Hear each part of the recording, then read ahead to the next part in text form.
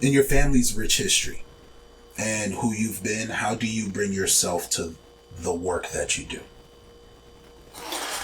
Yeah, I mean, I think that goes back to representation. Mm-hmm. I think even the data tells us that there are not a lot of Black and brown leaders in education, which is a very big issue. Like, I remember even in my own educational experience, my first time having a Black teacher was in middle school. Do you remember what grade? It was 7th grade. What was that like for you? It was an interesting experience. I mean, I think it's something that I had longed for a very long time and didn't, realize the impact of it until years later. But like, that was empowering to see a man that looked just like me standing in front of a class of students, like educating us in a very confident, positive way. Like, and I think, and he was good. The brother was a good teacher. He taught me math. I think it was math, and he loved what he did. It wasn't just something that he came to work to do. Like, you could tell he loved what he did, and he enjoyed, sharing that with his students. And I thought that was powerful, because before then I just thought that, I'm gonna walk in my class and the person I'm gonna see is probably someone of a different race. And not that there are people that don't look like me that are not invested, that weren't invested, because they were. But I think there's something powerful about representation. And I think that's the biggest thing. Like, we need more Black and brown men and women in the classroom, in schools leading, because students need to see that. They need to see that, like, yes, I can become a professional football player. I can become a singer. I can become, a doctor, whatever the case may be. But I also can become this thing and that thing because my teacher told me that looks just like me, that I could do that, as well as my school leader.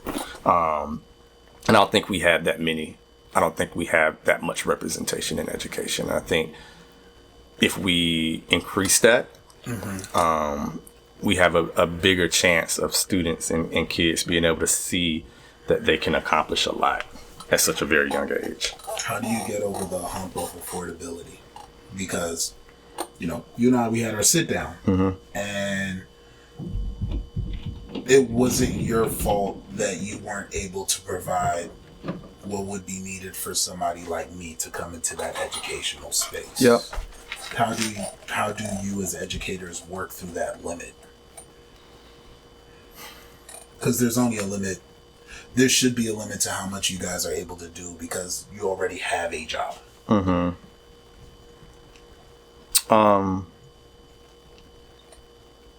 Yeah, I mean, to be honest with you, I think education through the public sector is only one way to make impact. And I think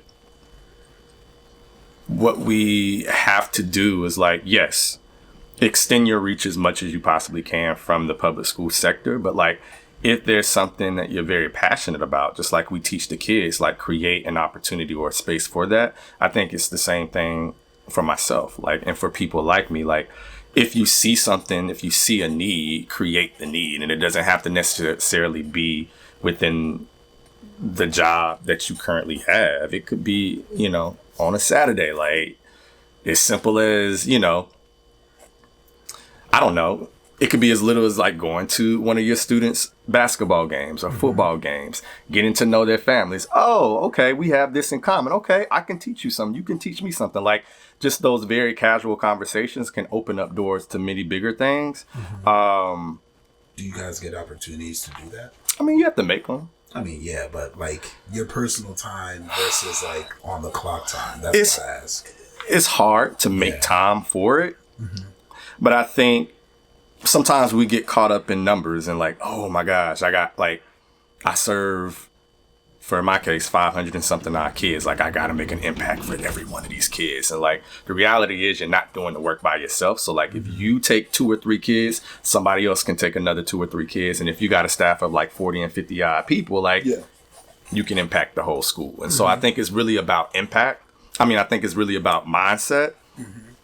And like getting people to recognize that, like, if you just take a little bit of your personal time, it's your choice, but if you just take a little bit of your personal time to like reach out to a family or families, to provide access in some type of way, or provide an experience in some type of way for, you know, your kids, then you're making a change. But I think on a wider scale, like if you have an interest or you think there's a need in the community, don't wait to do it within the role that you're currently in. Create it for yourself and like connect with people who are doing that same work or have the same desire, and make it happen.